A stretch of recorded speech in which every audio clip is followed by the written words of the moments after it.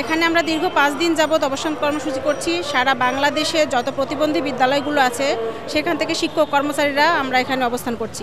Modern education centre Narsingdi TV news update.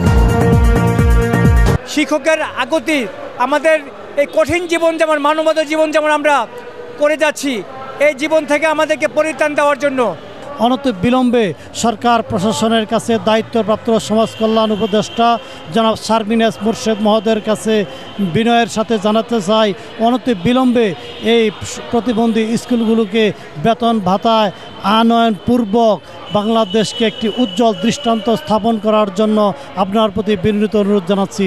আমাদের প্রতি সুনজর দেবেন এবং আমরা প্রতিবন্ধীদের নিয়ে কাজ করতেছি, ভবিষ্যতেও করব।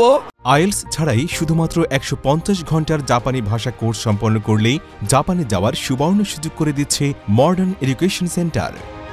Narsingdi office, mobile 01897999606। স্যার যদি আমাদের এই প্রতিবন্ধী বিদ্যালয়গুলো যারা আজকে দেশের বিভিন্ন স্থানের বিশেষ ছেলে মেয়েদেরকে নিয়ে কাজ করে এদের দৃষ্টি কিছুটা সদয় হইতেন।